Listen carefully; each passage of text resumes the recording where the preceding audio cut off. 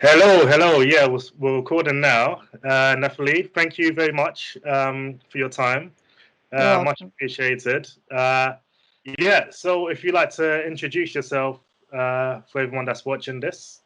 Yeah, sure. My name's Natalie, and I'm a cinematographer from London. Don't know what else to say. That's cool. That's cool.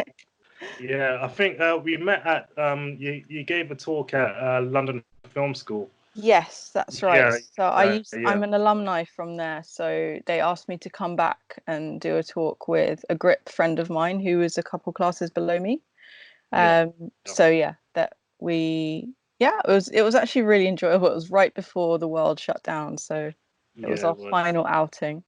Yeah, yeah. It was. It was kind of on the cusp of Yeah. happening, So there was talks about it. Then obviously now we're here now. So Yeah. Hey.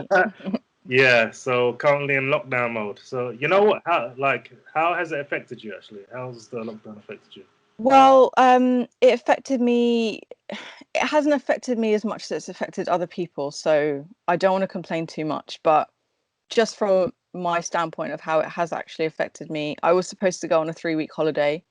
So when I met you, when I did the talk, maybe it was like 2 weeks later, I was supposed to go on holiday to Japan for 3 weeks. So I used to live there for 4 years. So it was going to be really nice to kind of go like home. Yeah, Um, so obviously that like Boris Johnson announced that no unnecessary travel. So we had to cancel our tickets, but luckily we got all our money back. So that was good. that's Um, good. That's good. and I mean, because I wasn't supposed to be working in that time, obviously, because I was meant to be on holiday. But then there were some jobs that were like sort of coming in afterwards that then had to be shut down. So my last job, I think, was the 11th of March, if I Yeah. remember correctly. Mm. So yeah, I haven't worked since then. So it's been what, 6 weeks? Feels a bit weird, to be honest. But from a personal standpoint, I mean, to be totally honest, being at home, I've got everything I need here. So I've got enough food, I've got movies, I've got books, I've got Netflix, I've got everything I could possibly ever want. I'm in good health. My family and friends are in good health.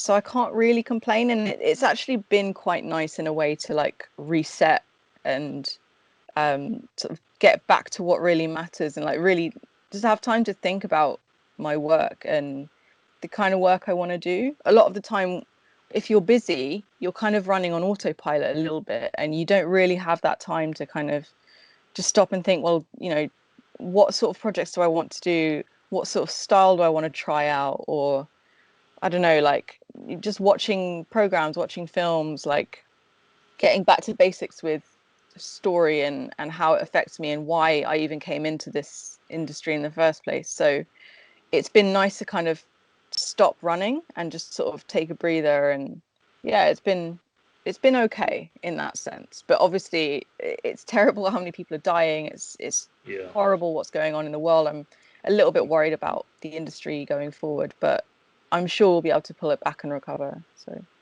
Yeah. Well, I'm glad to hear that your health and your family's healthy. how So about you? Everything all right? yeah, everything's fine actually. Everything's fine. I'm just at home. My cat Lightning's keeping me company. I've got a housemate as well, so I'm not totally alone. That's good. And I got relatives that don't live too far away from me. So That's great. yeah, so it's fine. It's okay. I'm not totally by myself, but it's all Wicked. good. It's all good. But yeah, I was inspired to start this podcast because of this situation. Was I just had no contact. I haven't been in contact with anyone for ages. So uh, so yeah, yeah. I've been to be honest, I've been totally fine. I live I've got a roof over my head. I have a fridge that has food in it. I've got a supermarket down the road, so it's not really. Yeah, I'm all good. I'm I good. mean, Everyone's healthy. I've actually lost weight from not eating out, not drinking. Like it's been really good for my. It's actually been conversely really good for my health, which is bad. So Yeah. yeah, Well, I must comment, you look really healthy. Your skin's glowing, actually. You look thank really you, fresh, actually. I must thank comment on that. So, you. yeah. Yeah. So okay, you know what? So what made you get into cinematography? Like yeah. Well, I didn't actually know that the word cinematography existed until I was about 21, I'd say, or 22. So my life up until that point had been, I was really, really into visuals. What I did understand was photography, because like photography cameras, they're in your everyday life. Oh, hang on, I'm getting a bit of feedback now. I don't know why. That My volume on my side was a bit too loud. That's Yeah. why. Okay, there Yeah. you go.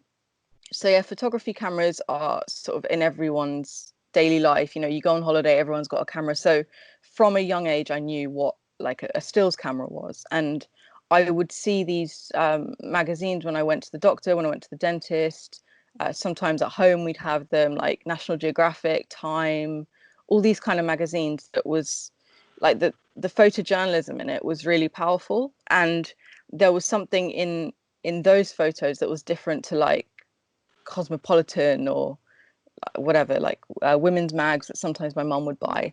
There was a marked difference. I didn't really understand what the difference was because I was too young, but I knew that the photojournalism pictures captured my attention a lot more. And so I got myself a camera. I asked for a camera when I was like 9 years old for Christmas, but we're not from a rich family, so my mum bought this sort of automatic thing that cost like £10 from Argos. But I loved that thing, and I took terrible pictures with it. And when I was 18, I went off to university, and I finally had a little bit of money, like not a lot, but a little bit.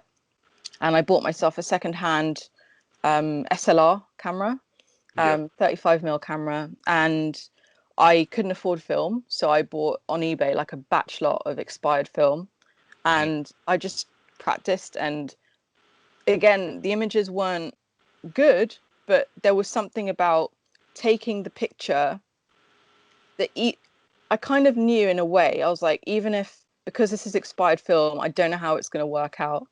Even if this picture never comes about and it's just black or whatever, then at least my eye is being trained. So I kind of felt like content in the moment of like, I've taken this image and now that sort of memory is locked.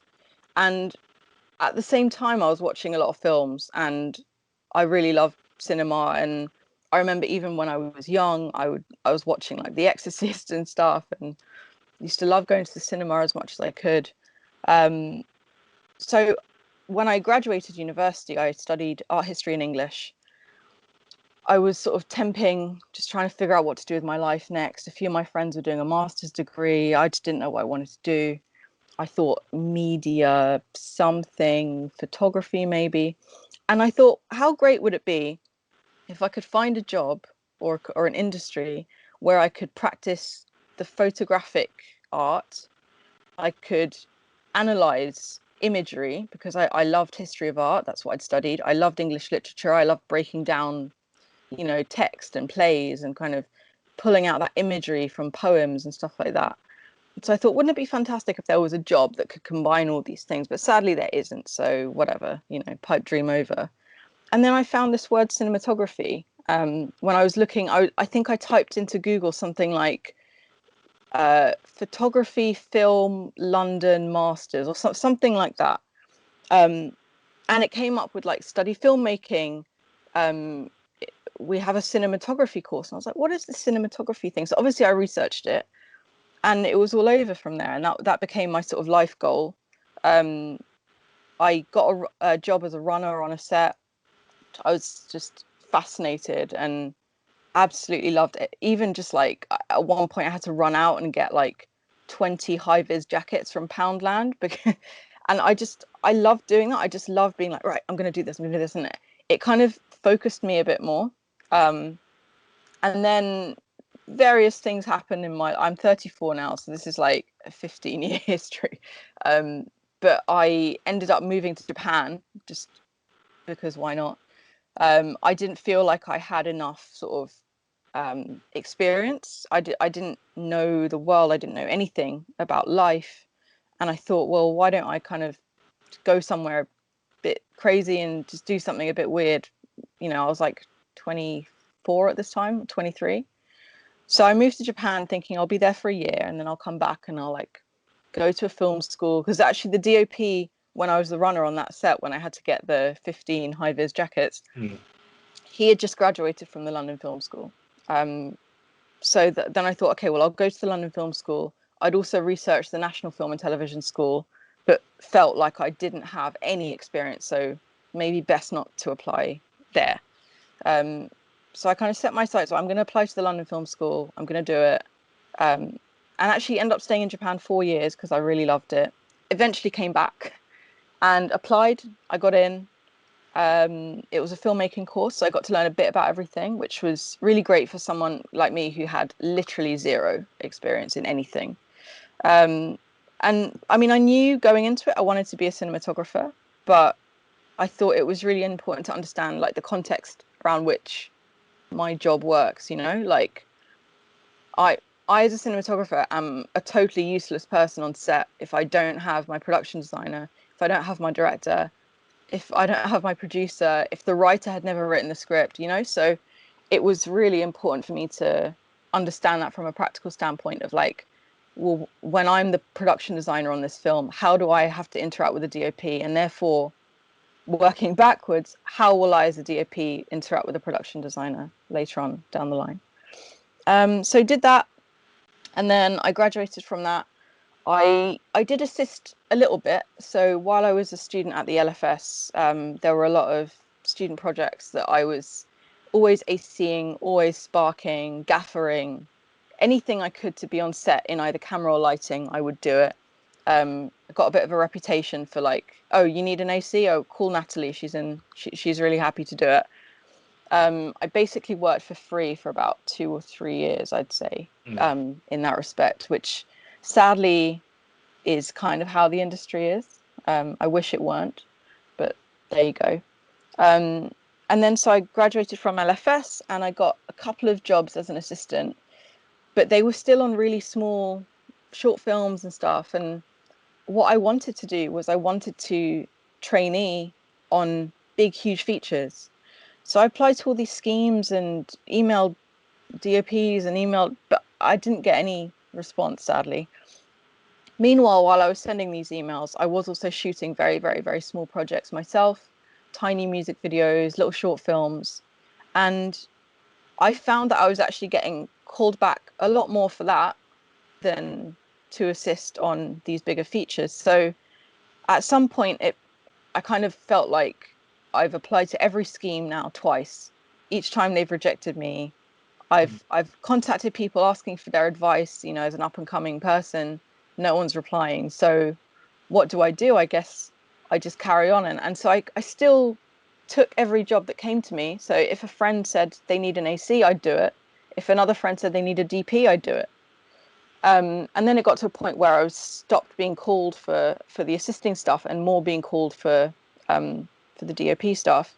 And little by little, with every like job I did, obviously the first ones, they looked awful, but they gave me maybe 1 shot or 2 shots that I could stick in a show reel. And with that show reel, I could then go online to various forums or whatever it was, like websites, and hi, we're looking for a DOP. It's like Facebook groups and things like that. And I could apply and I could say, here's an example of my work. And I'd get hired, which was great. And so the more that happened, the more material I had. So the better my show reel became because the more I was practicing. And then I was working with slightly more, not high profile, like, you know, big people, but higher profile directors and producers and slightly bigger budgets each time, slightly bigger sets each time, more interesting locations, slightly bigger camera equipment or lighting equipment. And so my work kind of developed that way.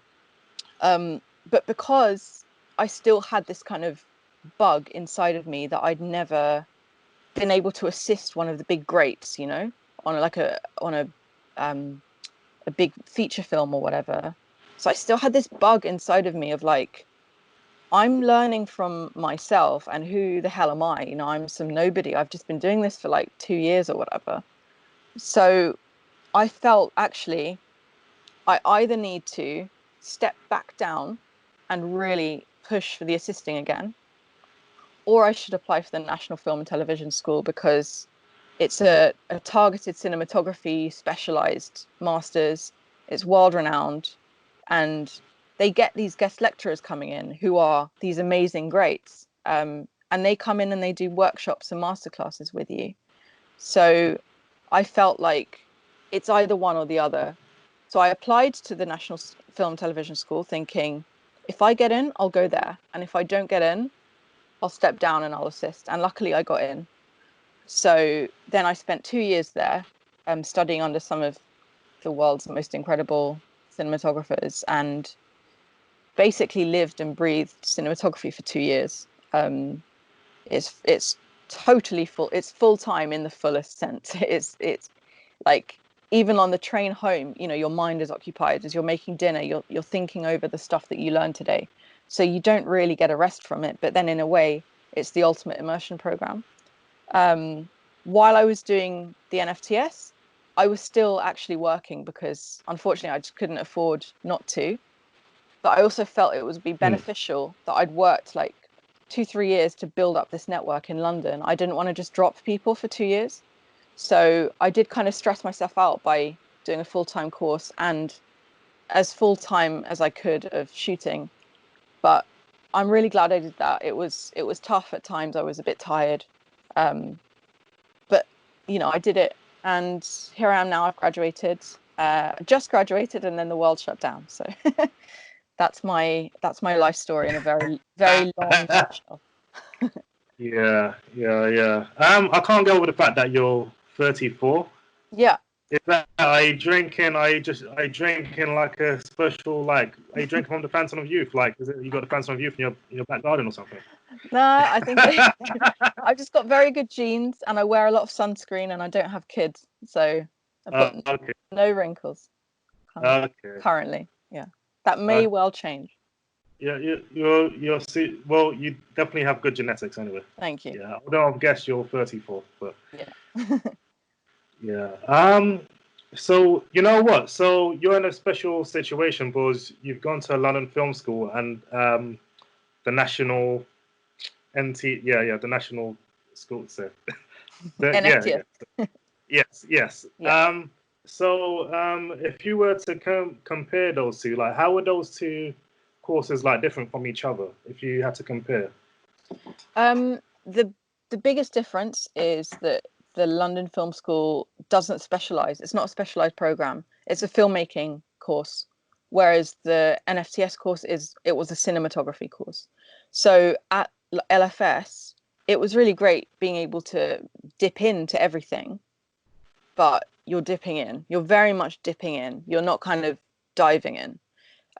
So I kind of dipped in a bit with sound recording, and I dipped in a bit with production design. I did a bit of editing and a bit of directing and a bit of just like a little, like a slice from everything. So it was more like being at a buffet where you could kind of pick and choose. But when you're at a buffet, you don't have a lot of each thing. You know, you get one slice of ham and one shrimp, whatever. So I didn't feel like at LFS, I learned a lot about filmmaking as a whole. You know, they had a really good tutor who taught us about film history and things like that. But I didn't get to explore cinematography in depth. So, for example, there were some workshops we had to do on 16mm film, but the teacher would just pick the film stock for us and just be like, this is your film stock, go out and shoot something. And actually, as a DOP, there's currently 5 film stocks to choose from. Well, no, a lot more, like 6 maybe. More than one anyway. So there's like 50D, 200T, 250D, 500T. Did I say 200T? There's black and white stock. There's Ektachrome. You have to understand how each of them work, and you have to understand when one is appropriate for a job and another is appropriate for another job. So, for example, my graduation film that I did at the NFTS, we chose to shoot it on 16mm film, and I chose to shoot it on 200T because I knew that it would be a slightly finer grain and that we were going to be in a very dark and shadowy place. And so I didn't want a lot of film grain in my shadows. And even though the modern stocks are very well made, there is still a little bit more grain in a 500 than in a 200. Now, that's something I didn't learn at the London Film School, because they just didn't have the physical time in the week to go into that much depth in a curriculum.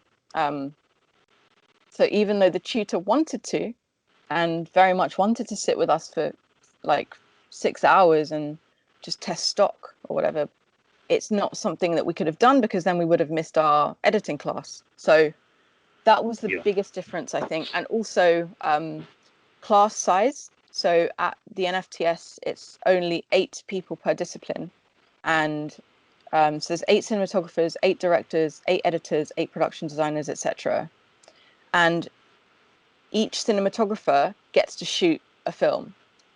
At the London Film School, your intake of how many people in your class greatly depends on where you are in the year. So when I was there were 3 intakes a year.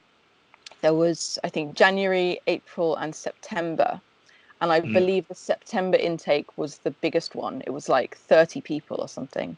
My class, I was lucky, it was like 14 or 15 people.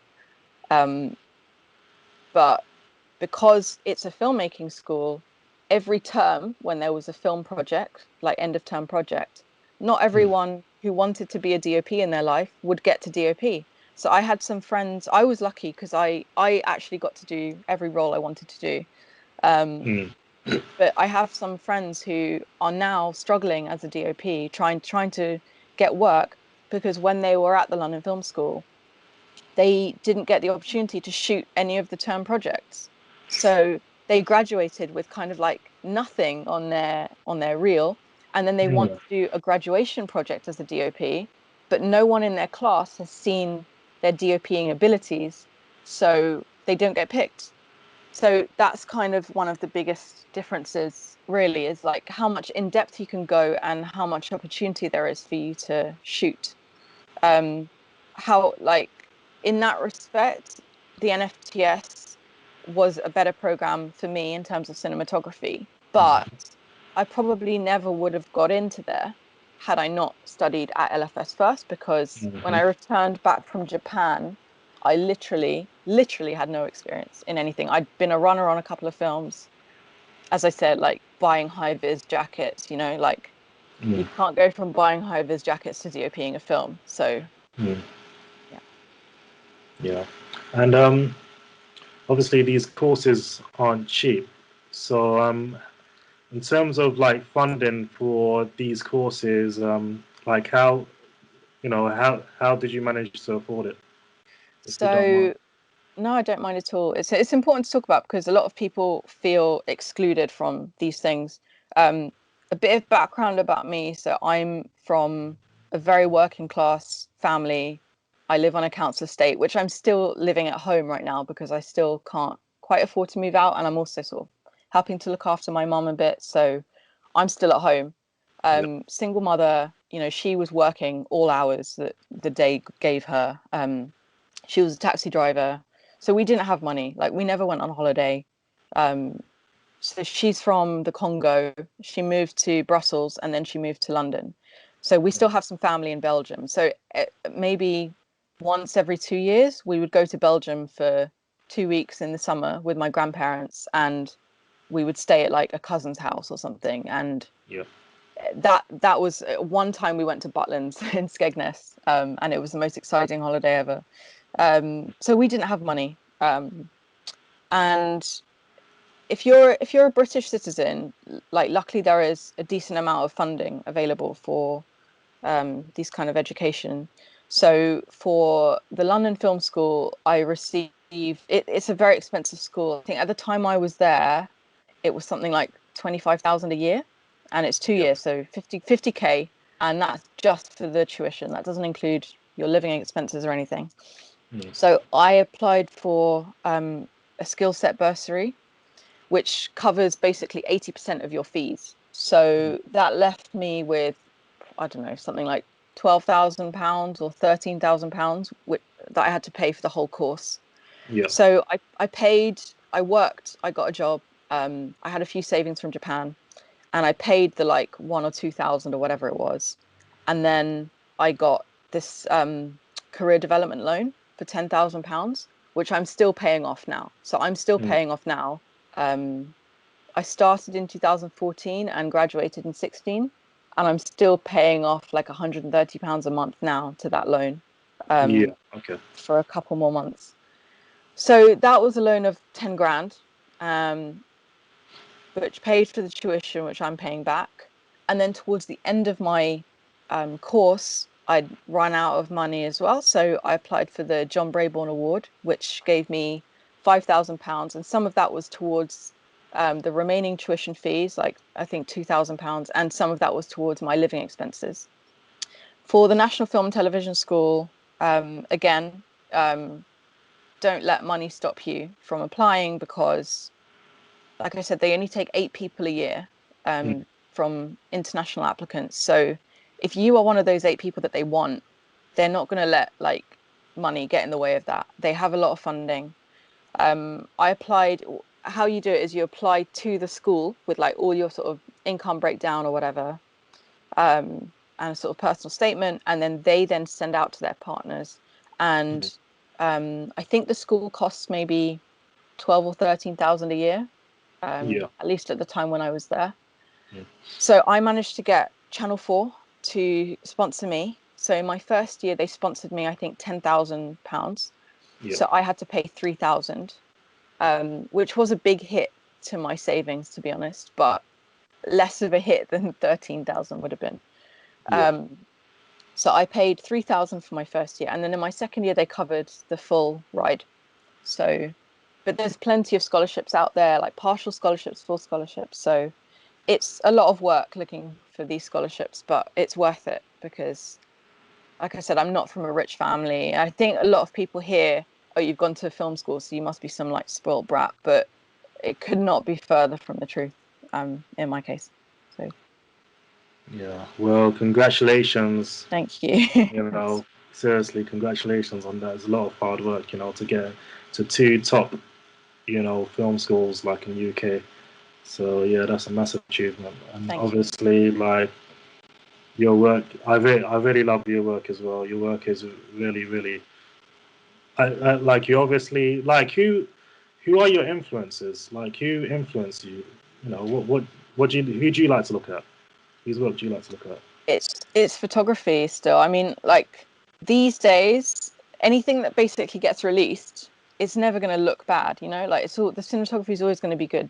So a lot of films you'll see in the cinema, sometimes you don't like the story or you think the acting's a bit dodgy or whatever, but generally it looks great.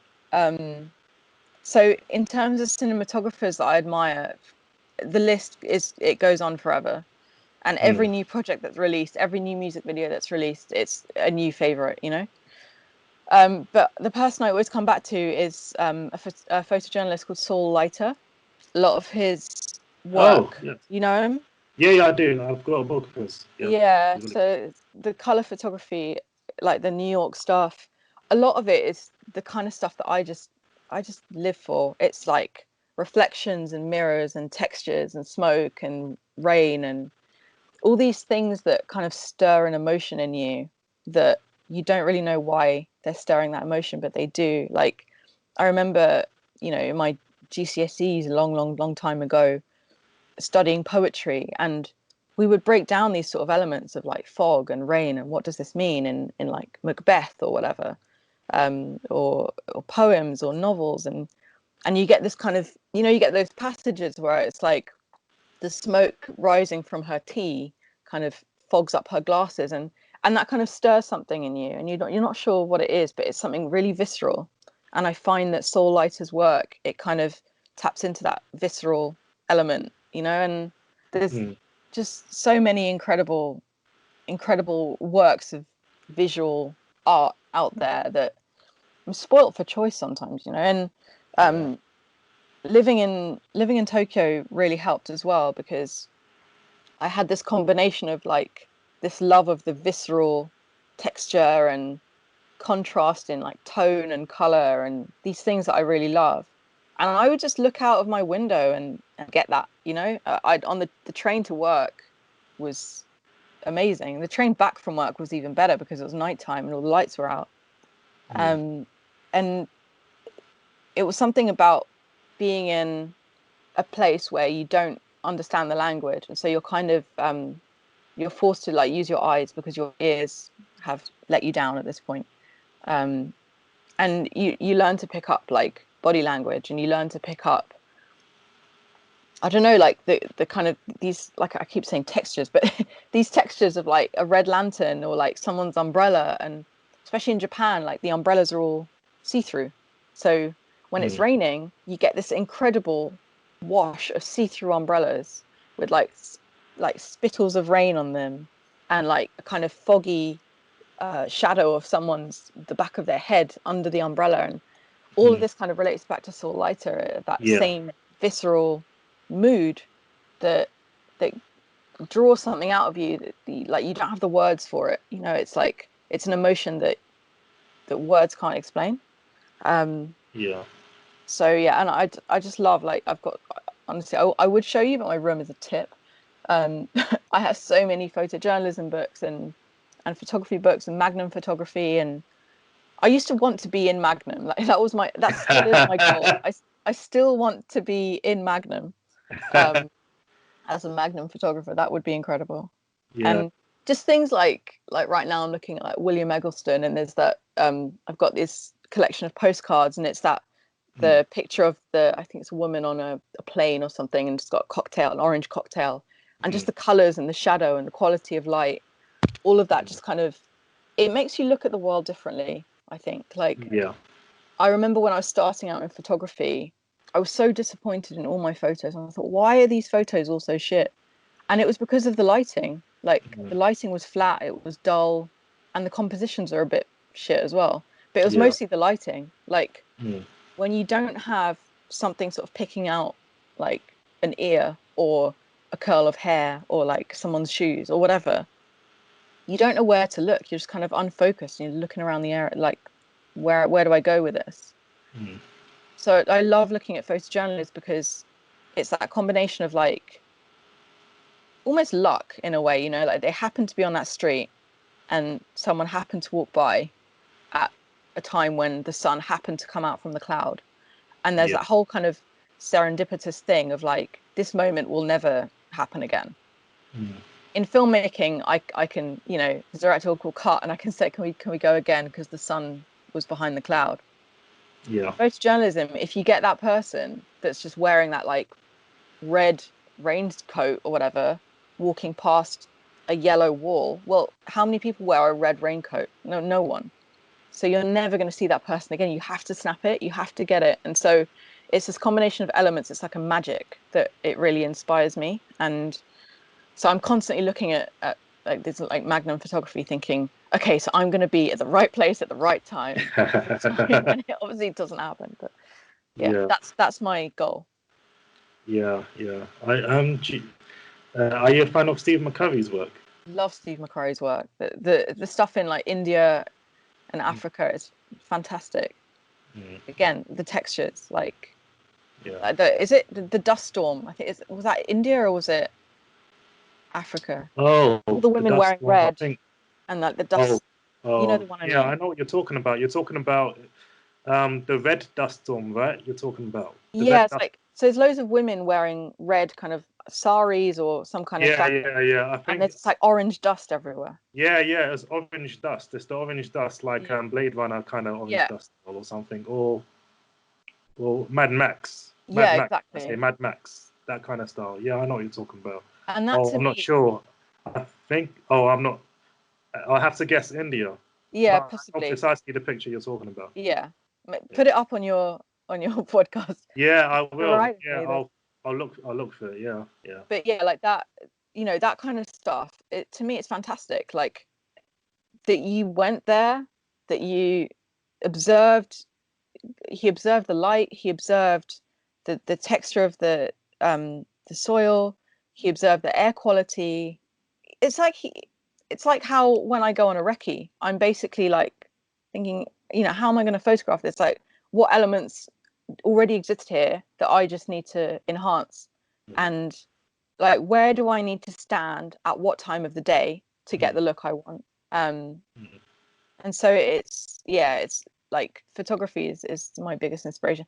Obviously films are amazing, but I really think films draw a lot from photography and from painting. I mean, I studied history of art, so painting as well, incredible. Like one of my favorite painters is probably Degas, because of the way that like stuff is just happening, you know, and it's deliberate, but it's also accidental.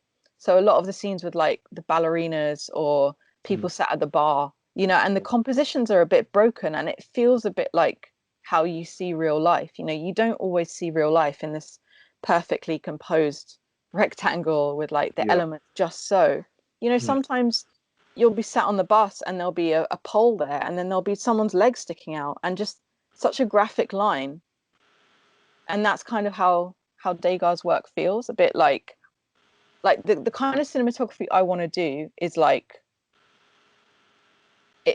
it's visuals where it's like I'm not supposed to be there, like someone's having a moment, like an introspection, or someone's just wants to be alone, or someone's, you know, that kind of feeling, like solitude and emotion and nostalgia and memory, and I'm just like a peeping Tom in the corner capturing it.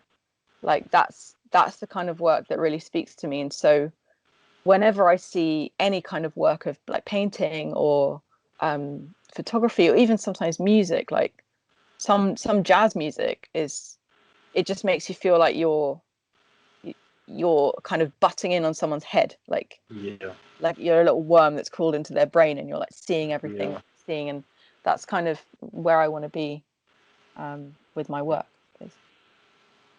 I like art that really captures like a moment. You know, I'm a big fan of Kerry James Marshall.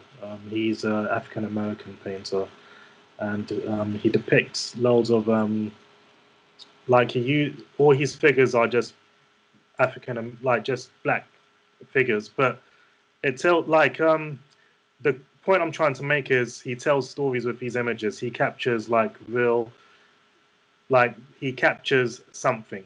Something is happening. Like, you take photos, don't you? Have you ever just like been in, I don't know, a party or wherever you are, with friends or whoever, family, a wedding, and you're trying to get like a photo of like your auntie or something, because she's just like that. Yeah. And then she notices you, and then she goes, yeah. And that moment before she notices you is when she's being her true self. Like that's who that person truly is. And they think no one's looking at them. And that's when I want to be looking at them. That's what I want to be like, photographing them or shooting them. And so that's the kind of, you know, whenever I get a script through that feels that way, that I'm intruding in someone's privacy, that's the thing that gets me, because that's a lot of the photojournalism that I admire as well. It's moments in the street or moments in a cafe, or like Edward Hopper paintings, you know? Those kind of moments of someone just like in a liminal space, like a petrol station or wherever, like a hotel room or a back of a theater, and they're just like bored almost, and you look at them and there's nothing astounding about them. It's the fact that they're so inside themselves that it makes you think, what are they thinking about? Whereas someone who's all like jazz hands, like, I know what you're thinking about. You're thinking about dancing. Whereas, you know, someone who's just like, I don't know, I just want to investigate them and I want to like pull it out, you know? Yeah. I'm a big fan of real, honest cinema. I was at a screening I watched a movie called, it was directed by a Sundanese film director, Screaming Man. It came out 2010. Okay, I don't know haven't if you've seen that.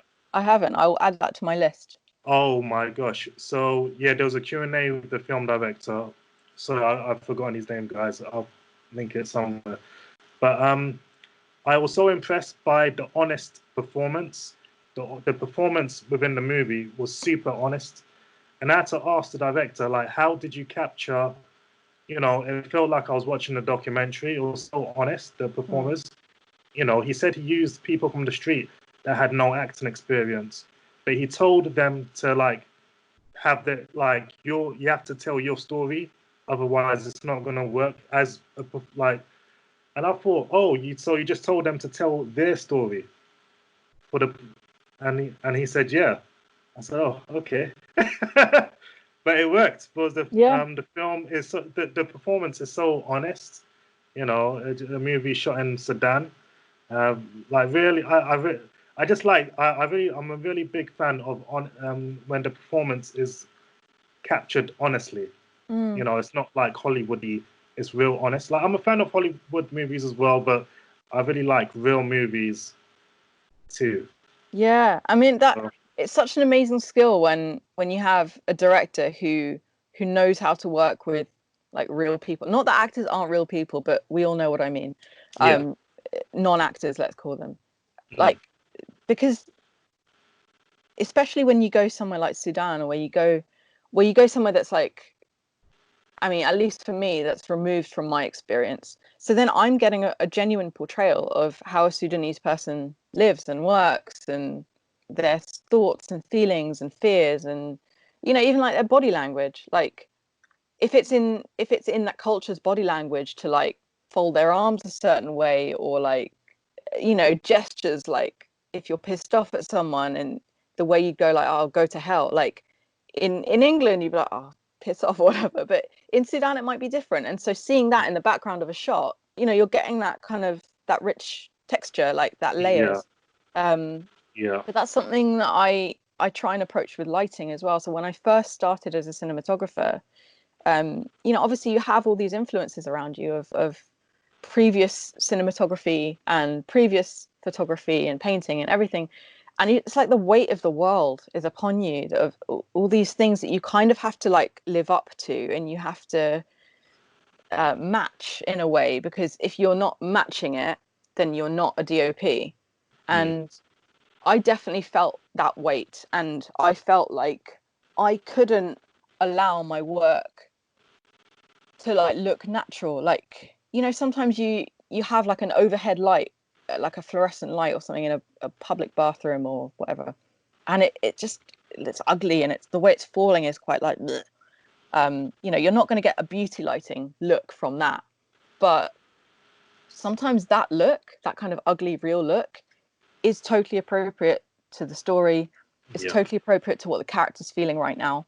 And very early, I mean, I'm still so early on in my career, it's ridiculous. Like the fact that you even want to do a podcast with me is insane to me, but fine.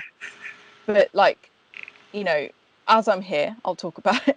Very early on in my career.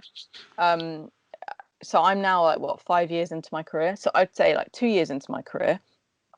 The thought of doing an ugly shot like that, not gonna happen. Sorry, not gonna happen. Everything's got to look pristine, and obviously I didn't have the skills to back up my ambition all the time back then. I didn't always have access to like good lighting, good crew, good cameras, good lenses, good directors, good stories. But I would try to the best of my ability to make everything look very pretty.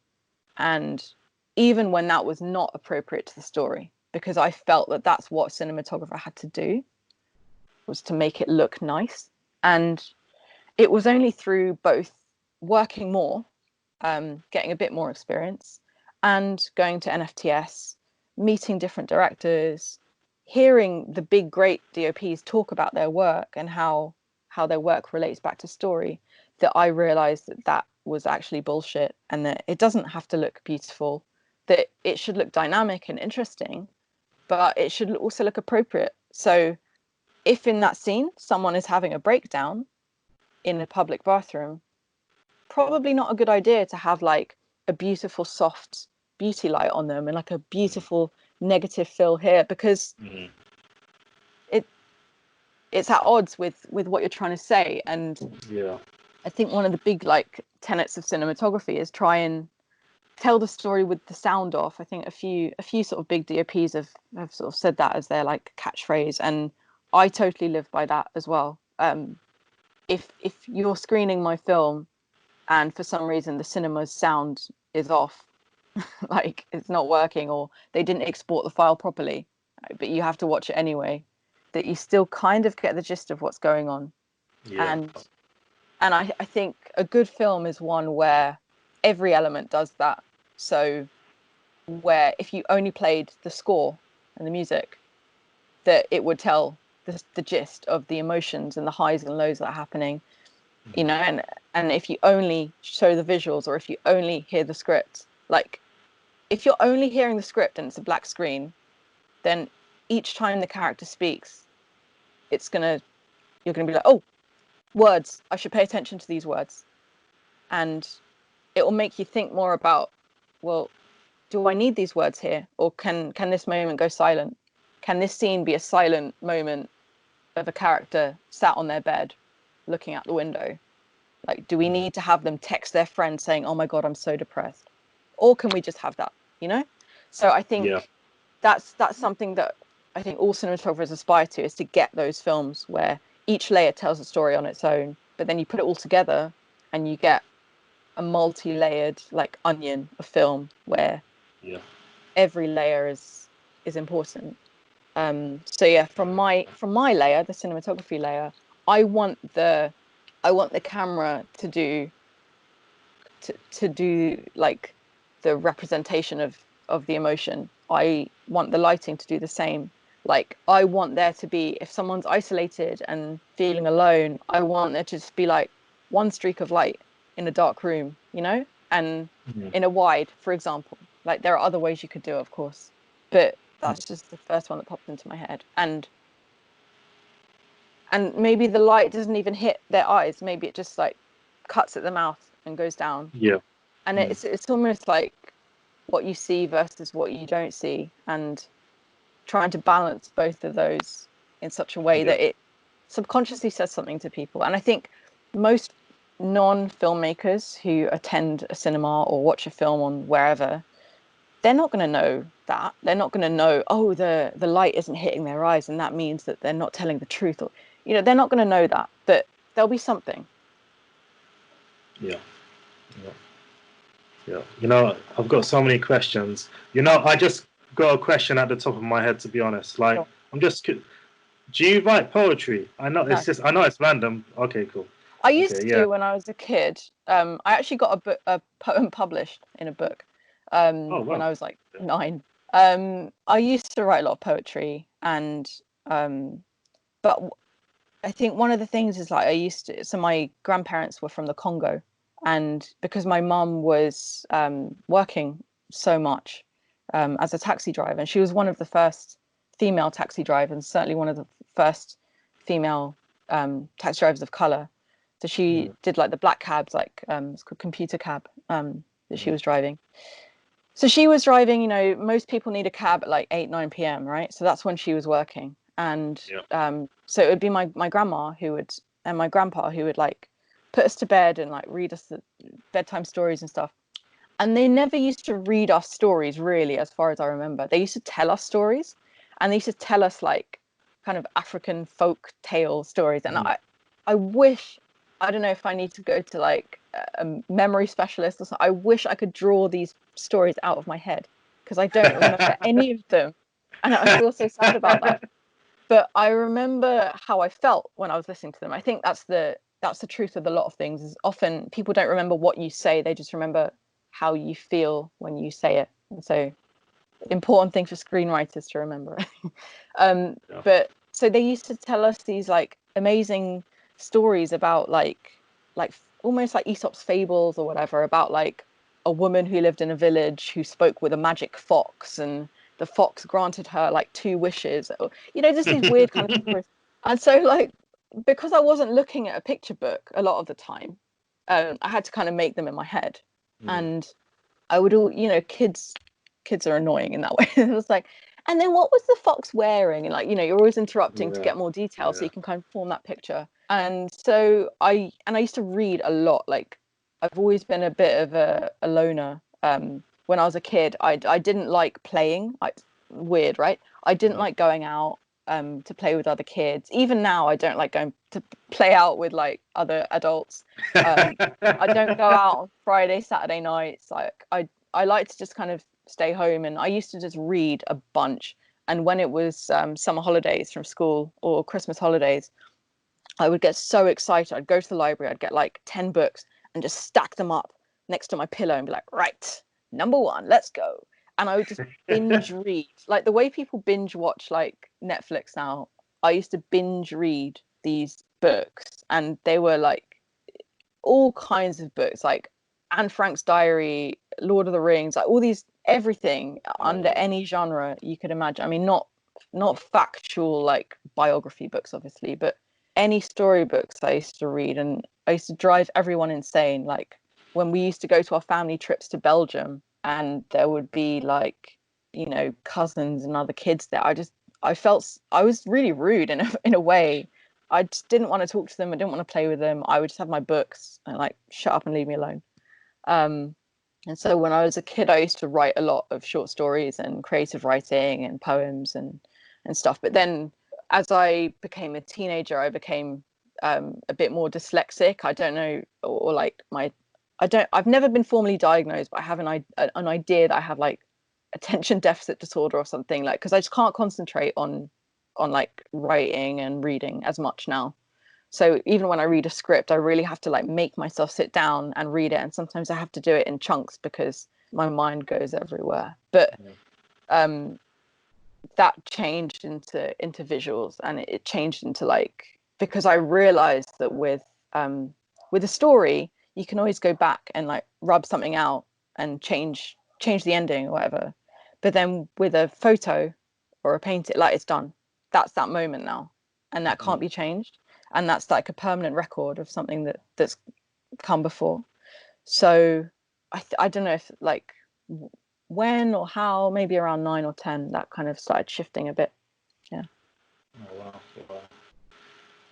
Yeah, dyslexia. Yeah, I'm dyslexic. I've been diagnosed with dyslexia when I was 21. I was diagnosed with dyslexia myself.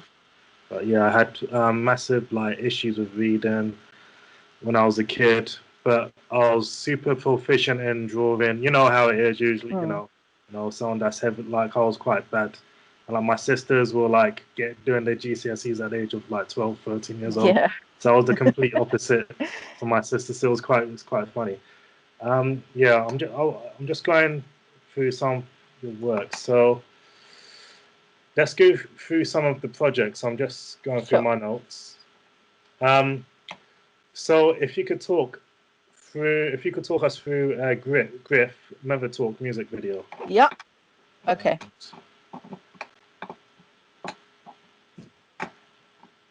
Okay.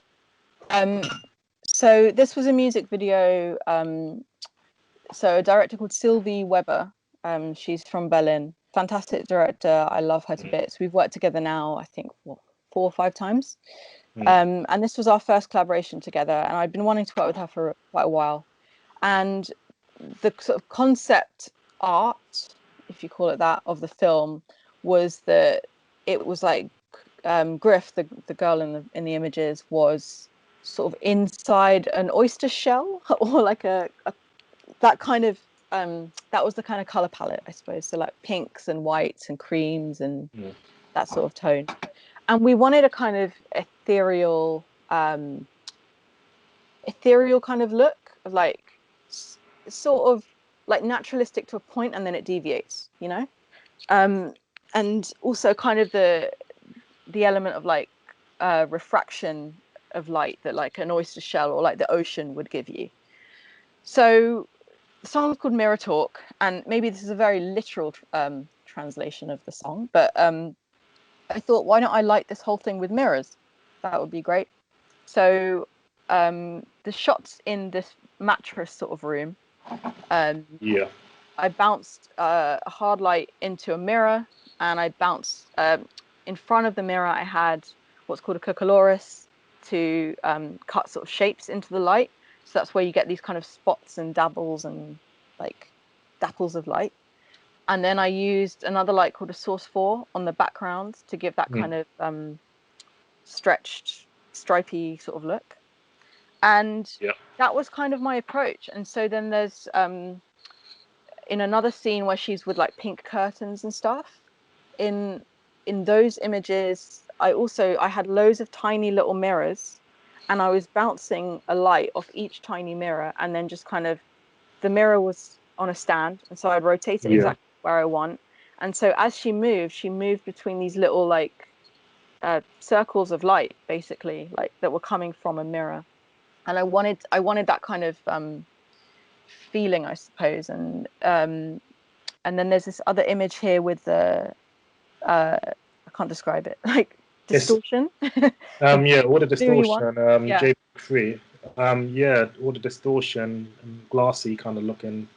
So, I really love the texture of that. I like the grain.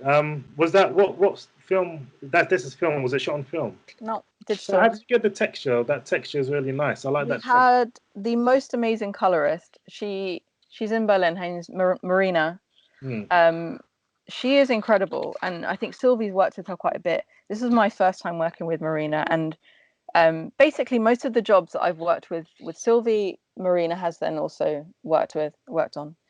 And I don't know how I mean, I suppose it helped in a way. Like, it helps to have the source material there. So usually when you shoot on film, like, a lot of people tend to use a more hard light on film, and I do as well. When I shoot digitally, it tends to be like a more softer light, because the digital sensors are a lot crisper and clearer and sharper. When you shoot with film, it's a lot more grainy and organic, and because film retains highlights a lot better than digital does, you can kind of get away with it a lot more in film. If you've got like a hard light just blasting in someone's face, you actually still get like a really beautiful image. And so we never really discussed that we would grade it like film. Like on the day we didn't, or in pre-production we didn't. Well, we had kind of wanted to shoot it on film, but then when that got rejected, it was like, okay, well, we'll shoot it digitally, and we'll shoot it like a digital thing. But because of this, like, the contrast and the hard light from the mirrors and stuff, actually it gave Marina a good starting point to make it look like film, because she could manipulate the levels in such a way. Like, I mean, you'd have to talk to her about it, because she's a wizard. I will. But yeah, I mean, like, definitely, like, having hard light in your image and contrast definitely helps to kind of make it look more like film, if that makes sense. And I think she has some kind of preset of grain that she put on. I don't know, she's mad. And the blue distortion-y one is, we had lots of different vases of different shapes and sizes and textures, and we filled them to different levels with water. And I again had mirrors lighting, like backlighting the water, and lighting Griff as well. And I used a slightly longer lens to kind of blur out the glass, so you couldn't necessarily always see that it was glass, and then you just get the distorted image coming through. So yeah, because in the song she talks a lot about the kind of the contrast between what she wants to do and what she should do, and so we wanted to have this kind of mirroring, reflection, contrast, like that kind of feeling to the project. Yeah, it's a very beautiful looking video.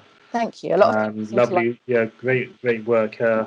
Great work. So let's move on to another project.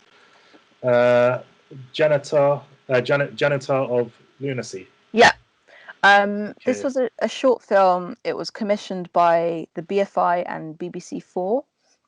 So the BFI were running this program called Born Digital, and the way I got this job was totally by chance. I was on Facebook one day, and there was a post by the director Umi, a Japanese girl, and she was looking for a producer for a short film, because her producer, I think, had dropped out, or something had happened anyway, and so she was now looking for a producer.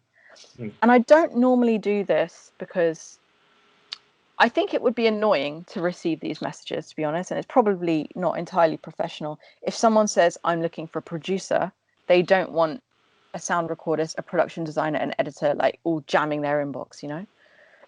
But I thought this project sounds special. And then I had a look at Umi's work and I thought the way she approaches her like visual language and storytelling was so different and unique and so interesting that I really wanted to be a part of it. And so I just sent her a message on Facebook and I said, hey, I saw your post. I know you're looking for a producer.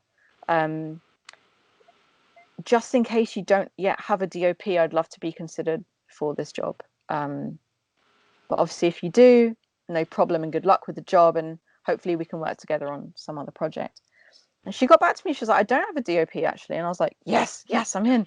And so then I think we had a phone call or something. We met up in person. She sent me the treatment. She sent me the story. She sent me some of the visuals she wanted to accomplish. And I just thought this is such a strange and interesting project. I have to do it. I just thought it was so fascinating. And so we had we had very little budget. Unfortunately, like a lot of filmmakers, when they start out, they think, oh, BFI be amazing, BBC amazing. But sadly, the budgets aren't always where they need to be. And so our budget was quite low. So I didn't take any payment from it. And we had an amazing production designer, Oyan Arteta, who's signed at Wizzo. And he just like took this bedroom that was just like a white, boring ass bedroom. And he put this like kind of interesting orange wallpaper because we wanted this kind of orange and blue look inside the girl's bedroom. Yeah. So he put this orange wallpaper up and he put all the posters up and he just transformed it. I mean, production designers are amazing. They're incredible people. Without them, I'm literally lighting thin air. So I'm forever indebted to all the production designers out there. Yes. Super important. So, yeah. But yeah, I mean, we shot this in like, I think 2 days. And in the first day, unfortunately, the actress, I think she had some emergency. She was running quite late. And so we lost maybe like 4 or 5 hours just in the morning, just like waiting. Yeah. So we went into, I call it overtime. No one was getting paid, so it doesn't matter. But we shot till something like midnight or 1 a.m. And we had to do a lot in just day one. We had the apartment for 1 day, and then we had the exterior locations for like half a day. So it was actually really a day and a half. And everything that was shot in the apartment, which was about 3/4 of the script, about 5, 6 pages, 7 pages, all had to be done in this 1 day with her arriving like 4 or 5 hours late. So obviously we cut down a lot of shots, like a lot of shots. And I think in the end we maybe cut out a couple of scenes. I can't really remember. But it was a struggle, and it was a tiny, tiny room as well. So yeah. I thought it was quite interesting and quirky, and yeah, some of my favorite shots were the interior with her inside the room. We'll go on to another project. Rika, Non Me music video. Yeah. Okay. So the Rika video was done with this amazing director called Gemma Yin Taylor. This was my first project with her. Yeah, it was my first project with her. And her concept was basically she'd seen some kind of fashion film. I think it was Chanel or Dior or something, where there was a window and the camera is just permanently traveling in and out of the window. I think in the reference video, it was just traveling in. So this was done. We had a set build where we just had like one flat wall, fairly big wall. And then we cut out this kind of square in the middle, and we had a green screen at the back. And for camera, it was very easy because once I'd found the correct height, the correct lens, the correct, position, everything, the camera literally did not move. I mean, it moved up and down on a dolly, but I didn't change a lens. I didn't pan. I didn't tilt, nothing like that. Everything was totally constant. So we had 2 sets. One was pink, one was yellow. And we wanted to do a day and a night scene in both sets. And I think in the end, we ran out of time to do the night scene in the pink set. So we did it in the yellow instead.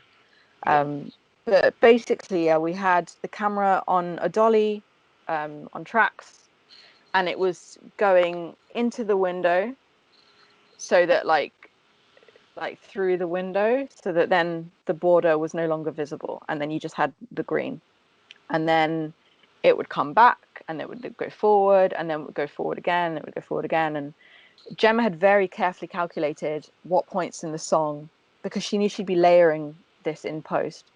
She'd very carefully calculated what lyrics we needed to like repeat, so what movement we needed to repeat, what we needed to go faster or slower or whatever.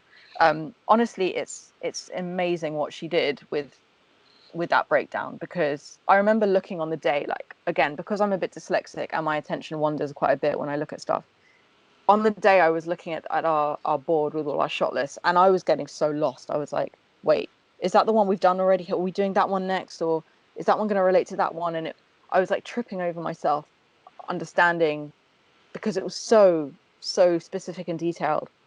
But then once we played the track and did the first movement, it made total sense. And so we had Rika in she's of dual heritage. God, I can't remember what the heritage is now. I want to say it's like half Armenian and half Sri Lankan or something, but I don't know if that's true.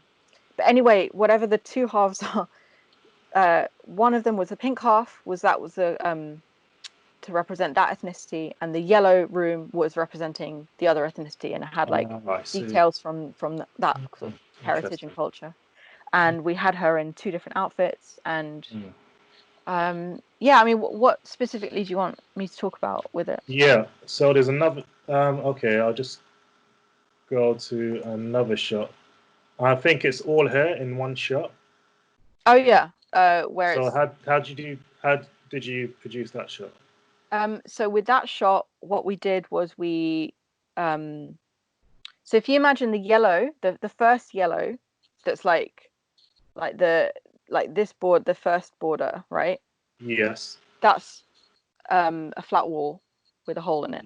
Yes. And behind that is a green screen. And so we had her sat down. We did a shot of her sitting down, singing that particular track, and then bit of the track, and then looking at like where we were going to place herself.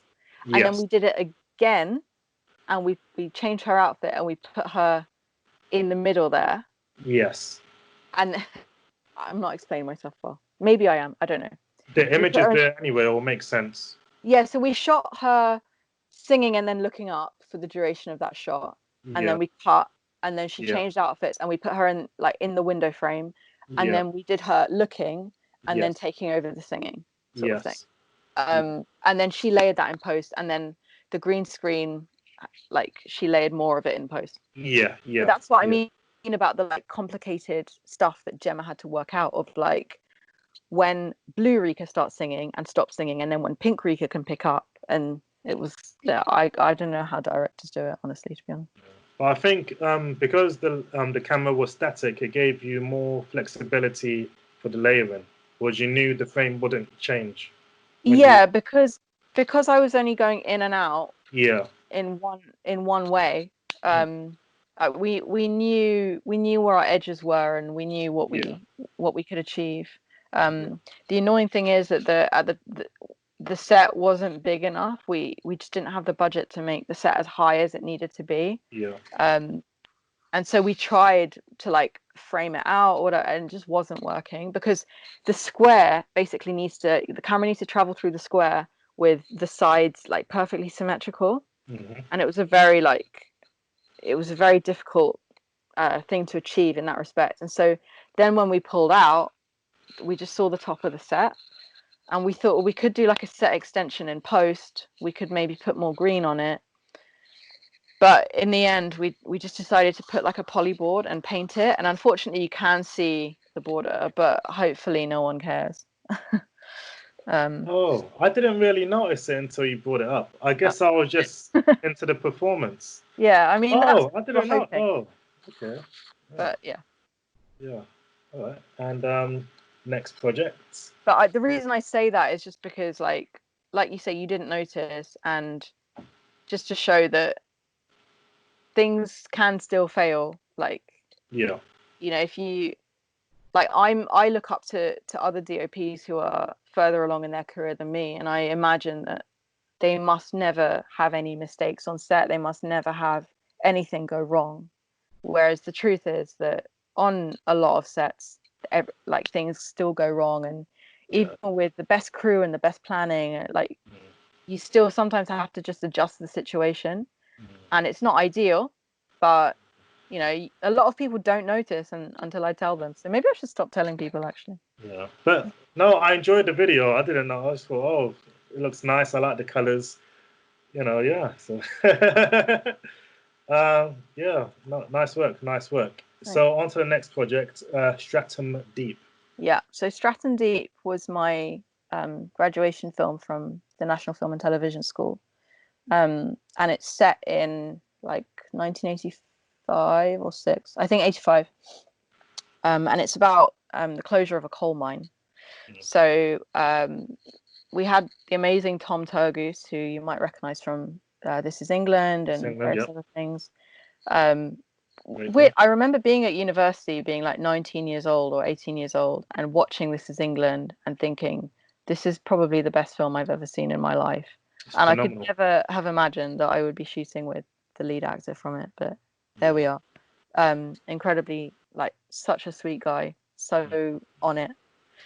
So I'd worked with the director on like one very small project at the school before, but we also always just got on as friends, and we found that we kind of had like similar sensibilities and similar tastes and some sense of humor and similar kind of desire of the way we wanted to portray visuals and tell stories.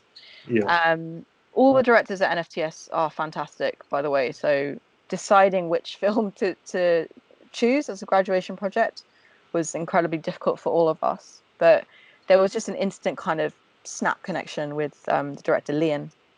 And because it was set in 1985, we did think about, well, why don't we shoot this on film, because we thought the way film reproduces color, highlight, shadow, all these things like all contributed to how we wanted to tell our story, basically. And it was like a bit of a sign-off thing with the school. Eventually they said, yeah, fine, shoot on film. We chose 16mm, and we were very, very nicely supported by Kodak, who gave us 25, actually it was in the end, I think it was 27 rolls of film. Each roll is about 10 minutes worth of footage. So I absolutely loved the script, and I loved the kind of challenge that it was going to present to me. So we were going to be shooting in a real coal mine, which is in Yorkshire. So it's the National Coal Mining Museum, in Yorkshire. So it's not cheap to shoot there, and they have these tours that run every day, like they're open to the public. So we basically had 2 hours on day 1 and 2 hours on day 2 to get as much as we could from that coal mine.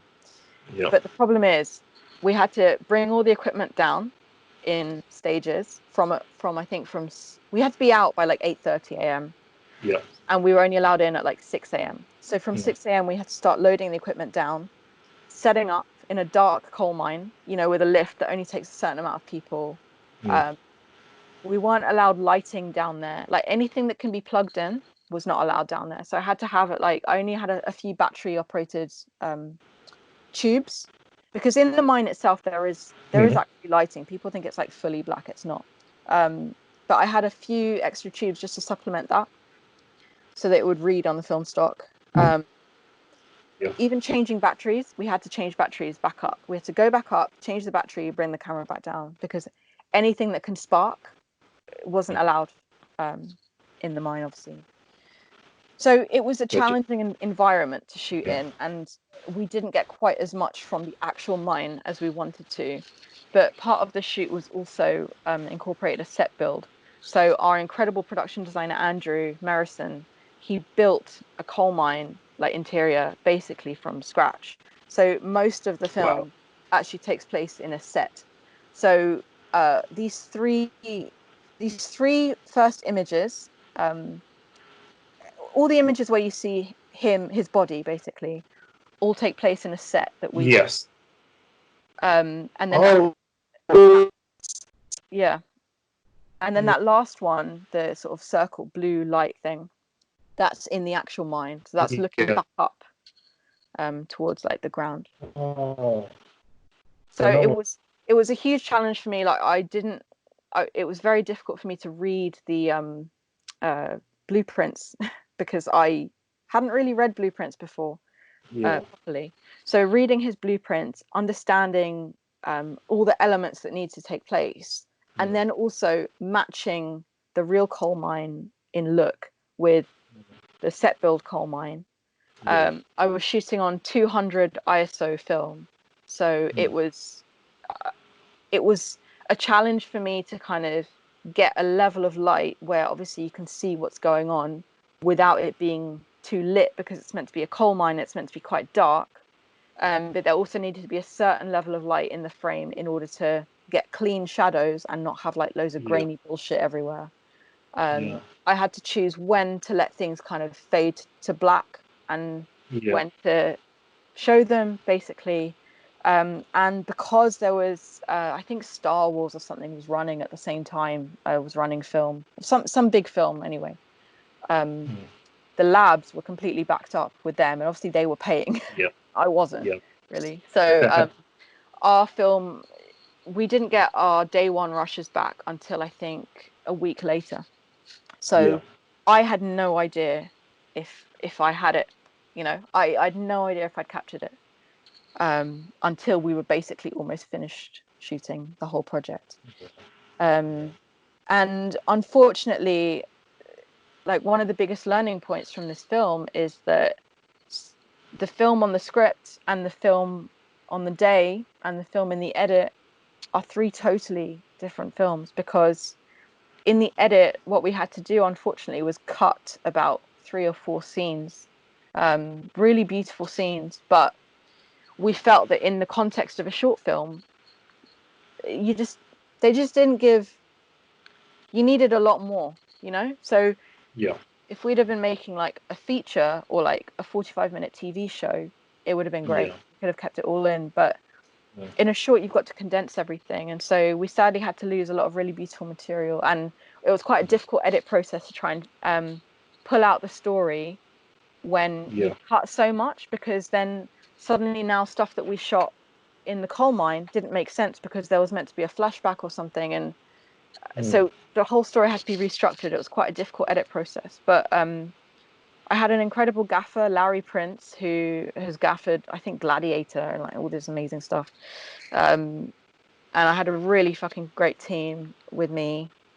And it was honestly one of the most enjoyable experiences I've had, because just me and Leon, the director, and Andrew, the production designer, and James, the producer, we all got on so well that a lot of the time we were like not even working. We were just cracking up, making jokes with each other, sending memes to each other on our WhatsApp chat. And then when we would work, it was just so much more like, it was friendly, and it was a safe environment where you can sort of suggest bonkers ideas and kind of go out there and then not feel like an idiot. And I think sometimes that's the thing that as cinematographers we sometimes struggle with, like, you know, overstepping the boundary of it's the director's film, it's the director's vision, but we're there to be their like second pair of eyes, and we're there to be like, you know, support them, and we're their neck or we're whatever, or their shoulder. And so it can be a difficult line to figure out of executing the director's vision and sort of putting in your own ideas and your own take on the project. But the thing is, as DOPs, you have to put in some of your own take, because otherwise, why are you hiring me? You know, you could hire someone else. So you've hired me because I have a certain outlook on on life, on the world.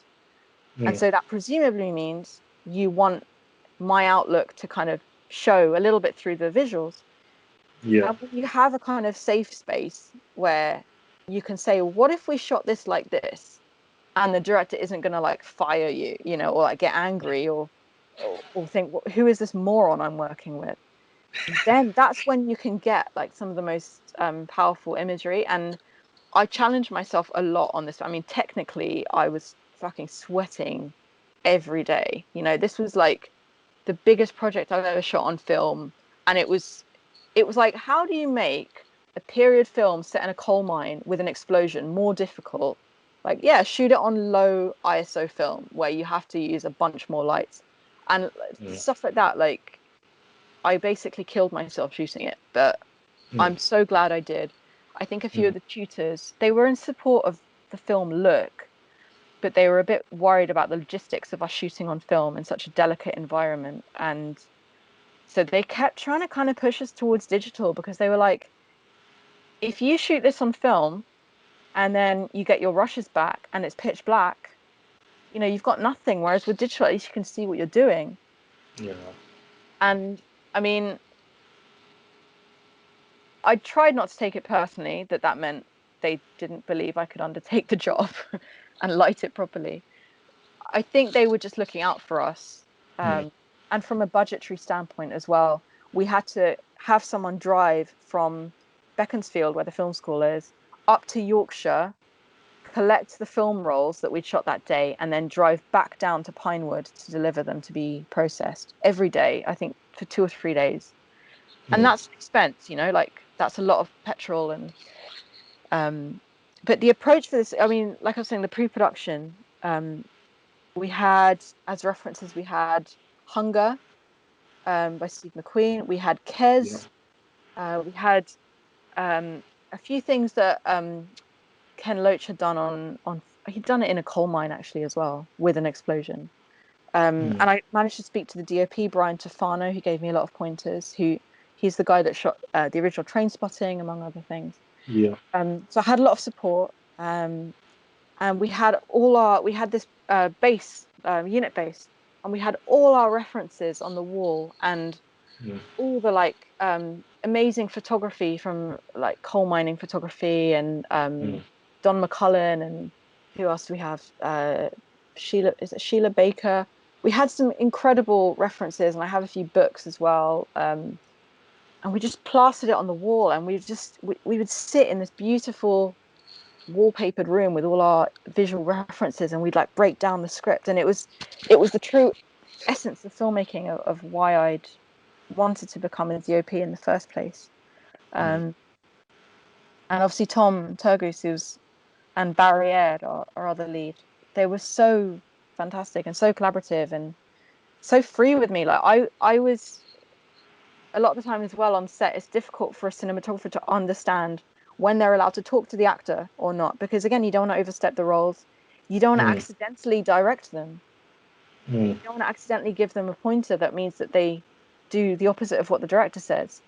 So it was really tricky at first to navigate that, but then we all got on so well, and me and Leon are such good friends, the director, that it was like, no, look, if you need him to stand in a certain or hit a certain mark, just tell him, like, you know, you don't have to go through me, through the hierarchy. So it felt really good. And there were moments on set as well where me and Leon would frame up a shot, and we'd watch the rehearsal through the camera, and then we'd both just like, at the end, he'd cut, and then we'd both look at each other like, no, this is wrong. This shot is too safe, and it doesn't feel like it's delivering the message. And so we talked to our AD, a really supportive guy, Tom Allen, and we'd say, Tom, we need to just take 5 minutes, go outside, and we just need to work out this shot, and we will come back to you, I swear, in 5 minutes.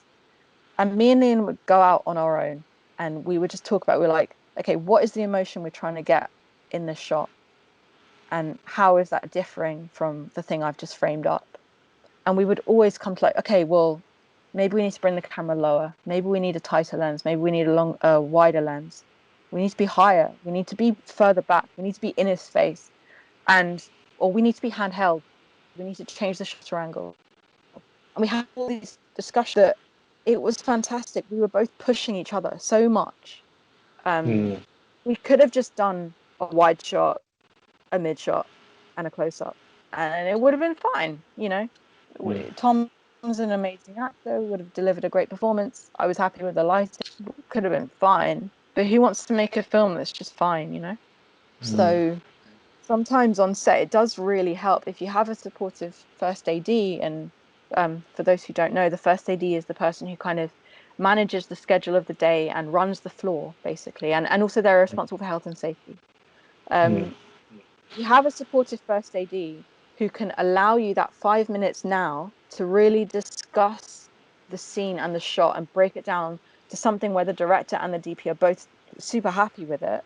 That 5 minutes taken now will save an hour this afternoon, because if you do one shot that doesn't work, you're tying yourself in. You're tying yourself into like either like the 180-degree rule that's in filmmaking, or there's like the 30-degree rule where it's like if you want to do another angle, you need to be at least 30 degrees different, otherwise it looks like a jump cut in the edit and things like that.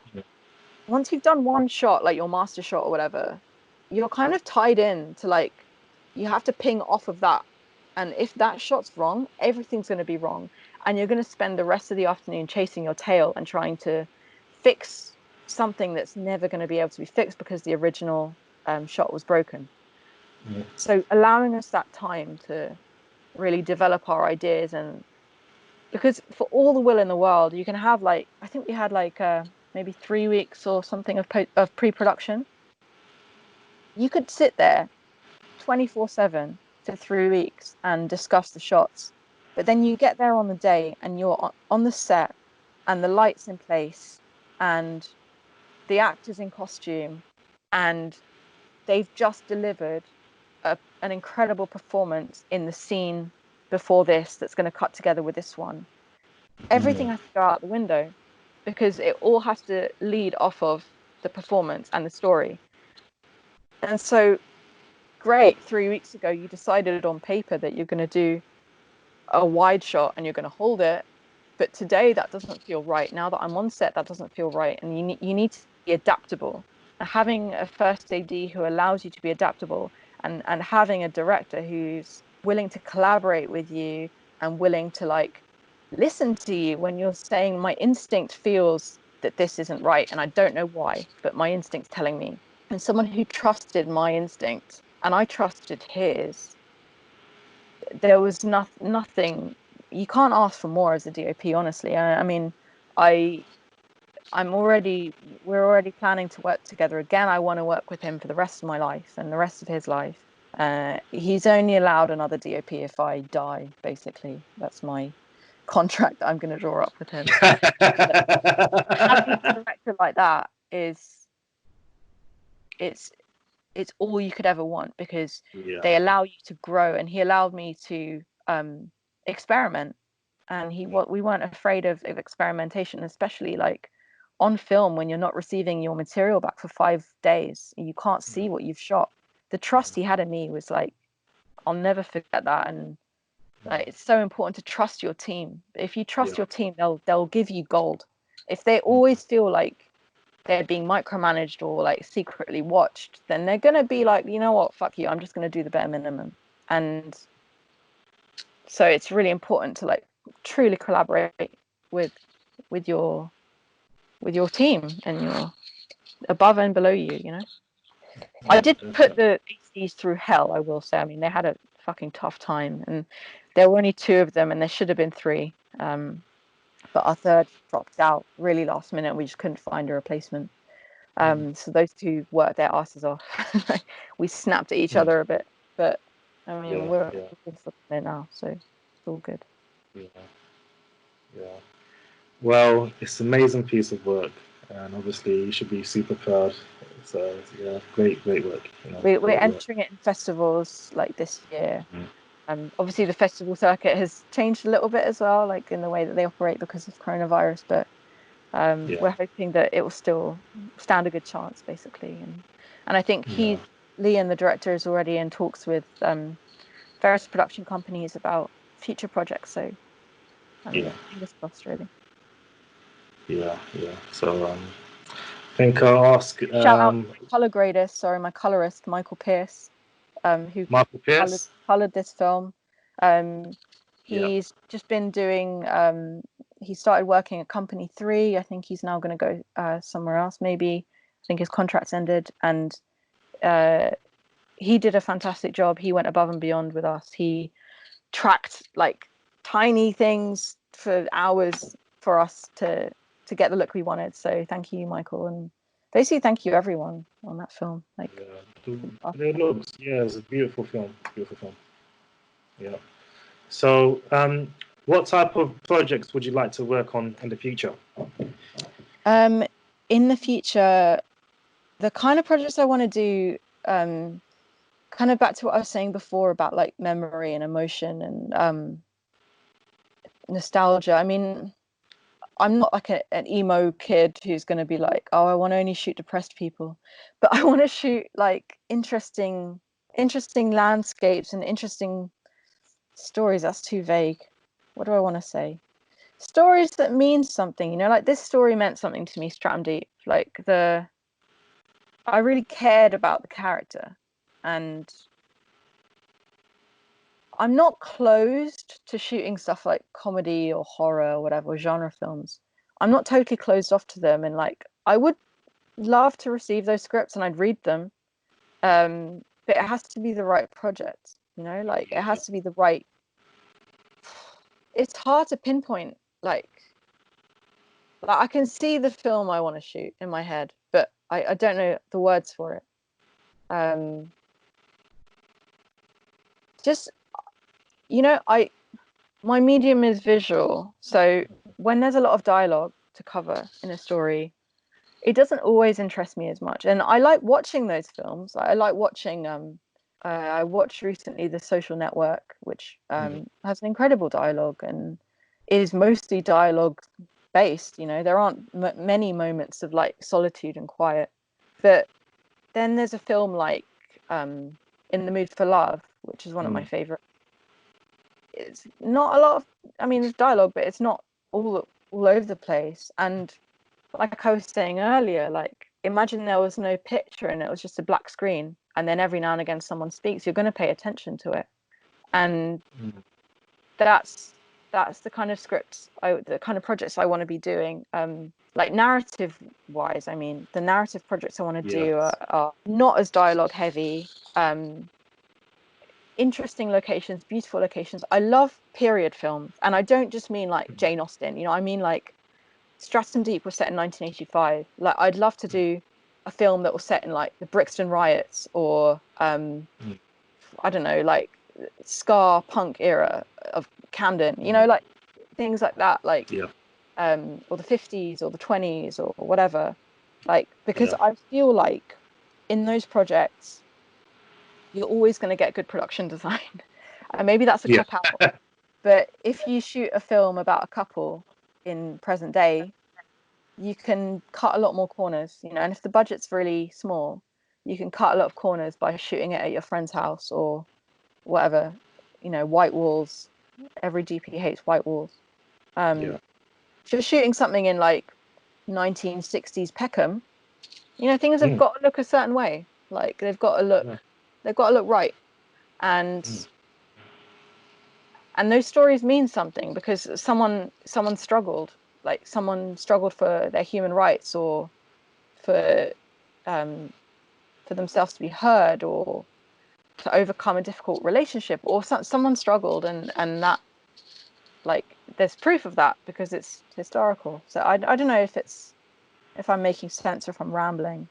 So that's for narrative. And for music video and commercial, music video, I love to kind of experiment and just do weird stuff. I shot a really fun music video in January this year with a director called Jade Jackman, where we had a set build, and it was like this kind of swamp green, radioactive green kind of color, the set.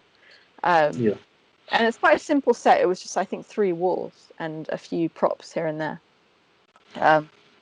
But we shot it all on an 8mm lens and a 10mm lens, and nothing longer than that. And getting up in people's faces and being able to do like green and yellow and like sickly colors and weird shit like that. And a few other music videos I've shot where I've been able to like put a weird filter on the lens, or like, you know, do something interesting like that. I find music videos fascinating because I I really love to experiment with them and just go a bit wild. And then commercials, like there's so many gorgeous commercials that are almost like mini abstract short films of their own. I can't think of a particular example now, but there's one from a few years ago that a DOP called Max Goldman shot for Carhartt. And the textures, it's like murky and rain and dark and like dingy and bleak and like heavy feeling. And like, I love that kind of stuff. You know, I think as a DOP, you have to balance the money jobs where you're in like a bright room and you're doing, I don't know, meerkat.com or Satsuma thing, you know, because you'll get a good paycheck out of that one. You have to balance that with like the passion project where, you know, you go to Sudan and you shoot a feature film for like £2 and you're not paid, you know, that kind of stuff. You know, you've got to balance them, I think, to stay sane. So really, I mean, I'm open to everything because I want the practice, I want the experience, I want to meet the directors, I want to meet the crew, I want to play with different toys, different lights, different lenses, and I want to learn and build my craft, and the only way to do that is through practice, really. So I'm not closed off to anything in that sense. I might not put it all on my website, if I'm totally honest. You know, I might shoot something, get the money, bank the experience, and move on with my life. And that's fine. And if you ask me, oh, did you shoot that? I wouldn't deny it. But I'm not going to go out and tell the world, like, oh, I shot this Satsuma Loans advert in a white room. Like, I shouldn't be shitting on Satsuma Loans. I'm sure they're fine. But, you know, just as one of the last sort of commercials I saw many years ago of Satsuma Loans was literally just a white room and someone was standing in the middle of it. So that's why it always sticks out in my head. But yeah, I'm happy to shoot anything and everything. But the passion projects, those are the ones that I want them to have meaning. I want them to have like nuance and texture and layer and a sense of history behind them. It doesn't have to be historical. It doesn't have to be about a war or a revolution.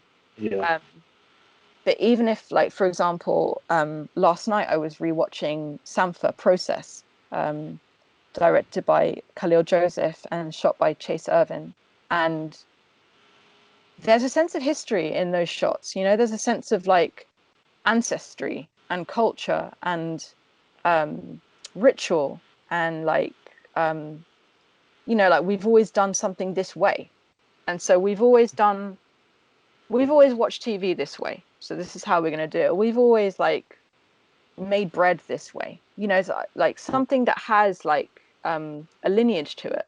And even a simple shot, like putting in a light bulb or I don't know, fluffing a cushion, or if you're fluffing the cushion the way your grandma taught you to fluff that cushion, then that's got a different meaning to it, you know.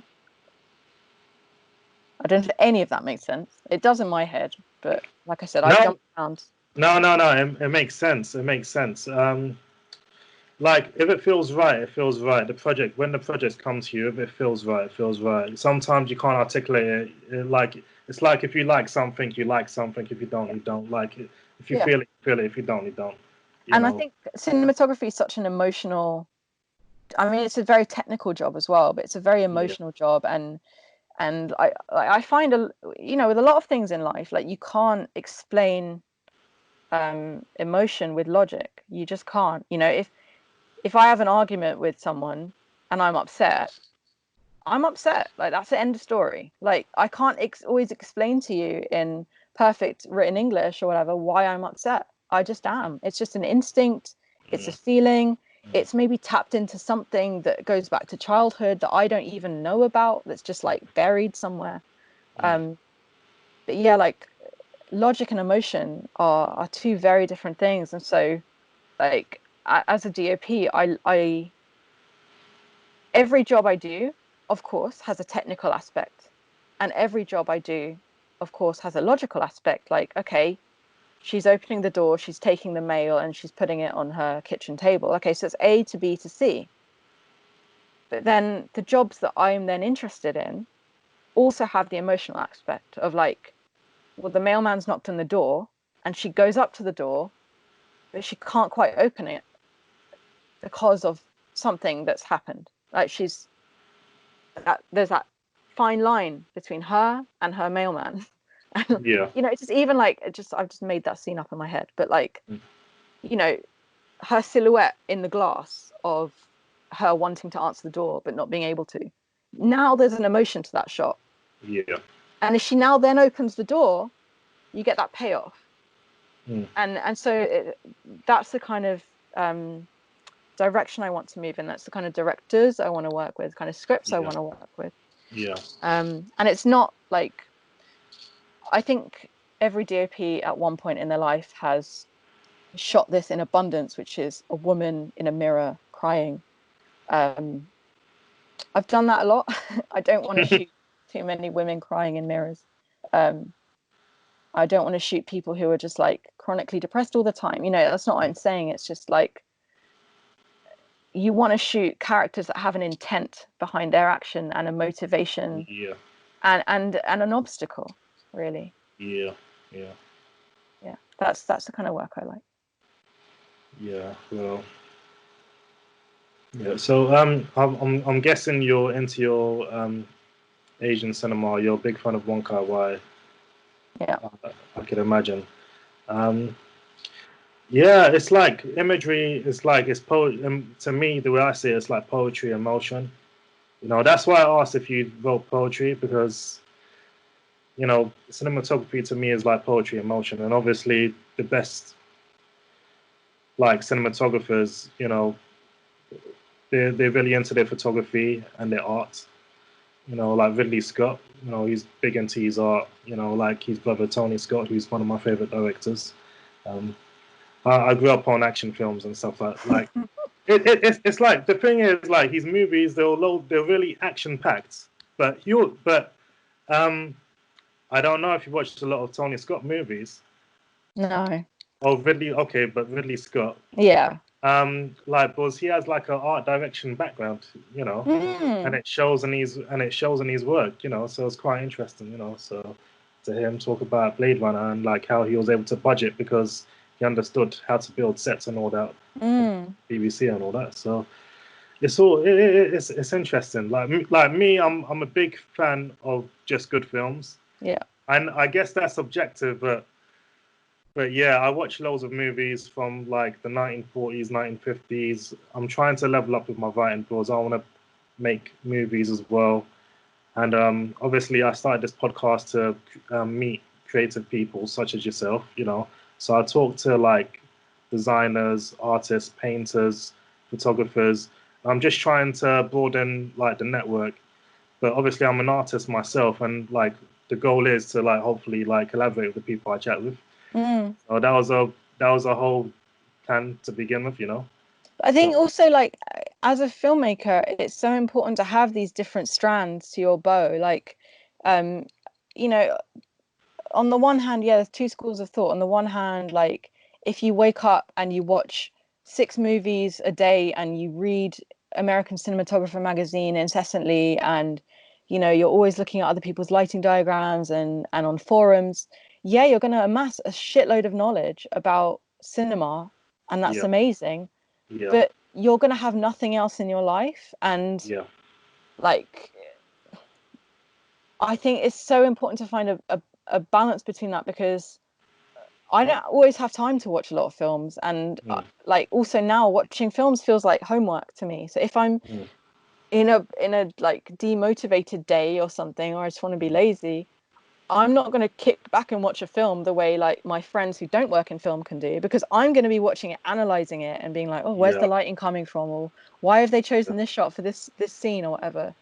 And so what I love to do in my spare time is cooking. I cook so much, and my mum is like loving this up right now, because nice. I'm usually splitting my time between like my house, my boyfriend's house, going on shoots, whereas now I've just been in this house like Yeah, locked down.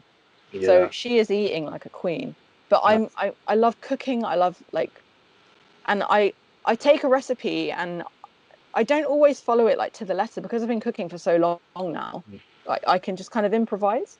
And I like to take that attitude into film as well, where it's like, you know, the correct way is to add like half a teaspoon of Parmesan, but fuck it, I like Parmesan. I'm going to put like 5 teaspoons in, you know? Yeah. So that kind of element, like I think it's important to have other interests that draw in, that inform you in a way. And I wish I could paint, I wish I could draw. Like some of my friends paint and draw and write poetry and all this stuff, and I'm just amazed by them. Like, how on earth can you do this? But yeah, I'm always looking for other ways to like inspire myself that aren't to do with the visual medium. Like you know, even like cleaning your room, like the way you fold clothes can be poetic. No, like I was sleeping on a futon, and I decided to to buy a bed. So I was building a bed, you know, a couple of days ago. So it can be weirdly therapeutic though. It's like you can only think about how to build that bed, and you can't fuck it up. Like you can't put that screw in that other place. Yeah. And so it like really it kind of zen focuses your mind in a way. Yeah. It's like when you have so much time on your hands, you're able to do so many things. Like my room was a complete. Well, it's still messy now, but I had to chuck out loads of bullshit that I didn't need before. Try to organize it, reorganize it, organize it.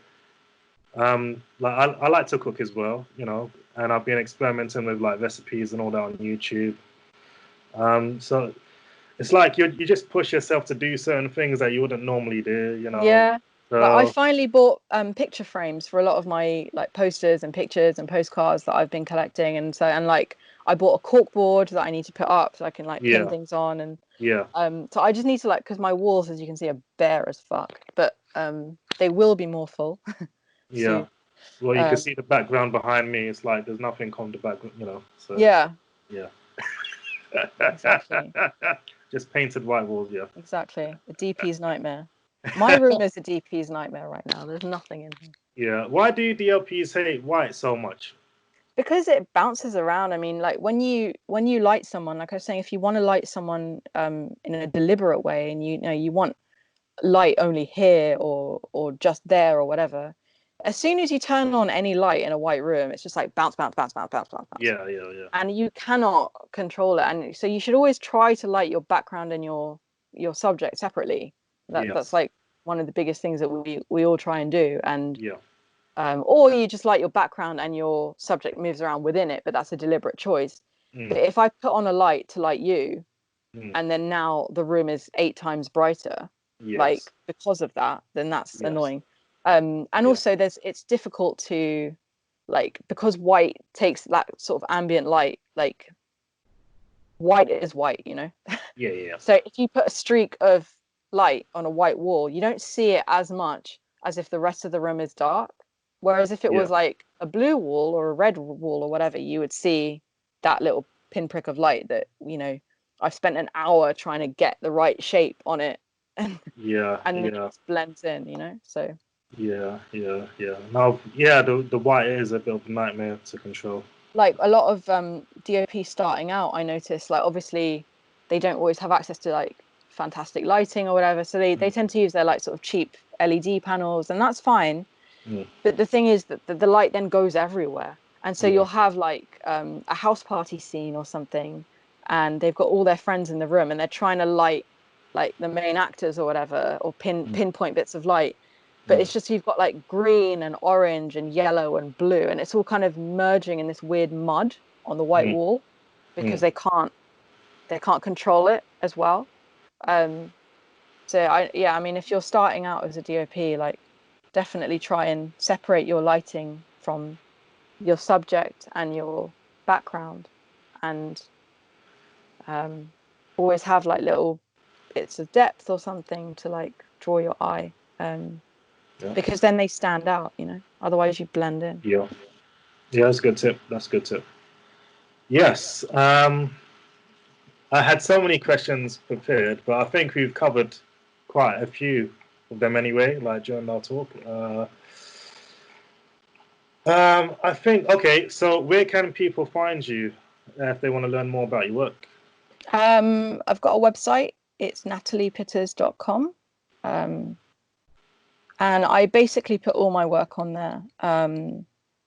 So everything we've talked about today and more is on there. If a film is still doing the rounds of a film festival, then it will only be a trailer, unfortunately. But like music videos and commercials, they're all there in their entirety. So if you have nothing to do and you want to check out my work, please do. And I also post as well on Instagram quite a bit. It's Nathalie_P. And on there, I'll post like stills that I take or behind the scenes or something like that as well. Or any, like pictures of my cat, mostly cat. Yeah. That's what I've been doing a lot lately. But yeah, I mean, feel free to check out my work. Feel free to get in touch if you have any questions. Especially right now, I have nothing but time. So if you have any questions, one of your questions that you said you might ask me was, do I take interns? And Yes. I don't know what an intern would do for me at the moment.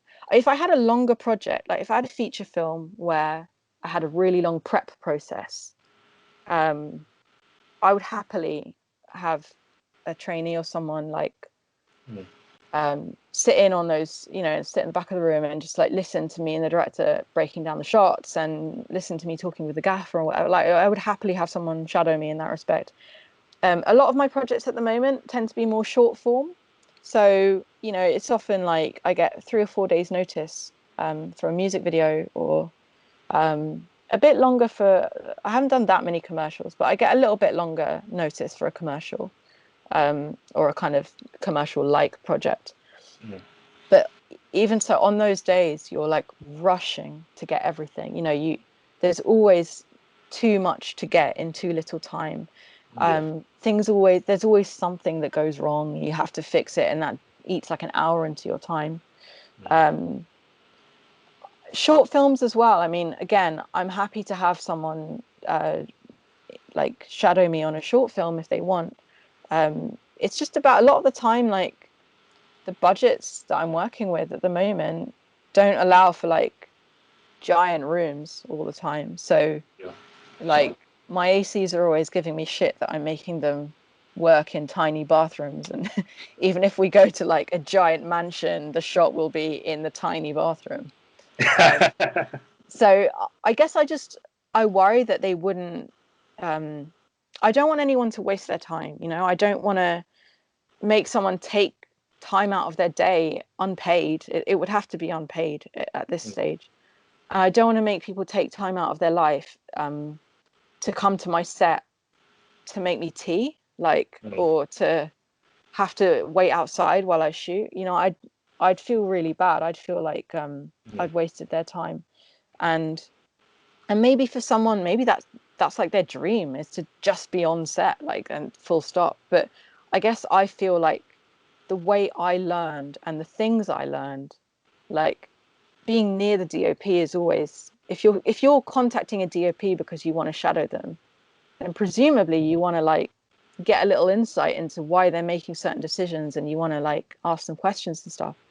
I always encourage trainees or whatever to, ask me why I've done something, ask me why I'm using this lens or that lens or whatever. But I mean, if someone wants to, contact me. Like, definitely, like, don't not contact me because you're worried of what I'll say. Like, all I'll say is either yes or no, really. And if I say no, I'm not going to say no, fuck you, and never contact me again. I'm just going to say, I'd love to have you on set, but I don't have the projects that would allow that right now. But then as soon as I do have that project, I'll call you. So it doesn't ever hurt to contact people. Yeah, definitely. Definitely. Yeah. I think that's, what, we've covered a lot. Natalie. So I appreciate your time. This has been a phenomenal video. I think it's my favorite video right now. Yay! Yeah. So so Natalie, thanks again. Take care. Thank you. Stay safe, and like hopefully we could catch up. Maybe we could do a part 2, or I don't know, like just chat, whatever. So Yeah, definitely. All the best to you as well and your family, and like yeah, look after yourselves and the cat, of course. yeah. Take care of your cats and dogs. Oh yeah, absolutely. Take care of your I want dogs. I want dogs. I don't have dogs yet, but that will come. The yeah, time will come.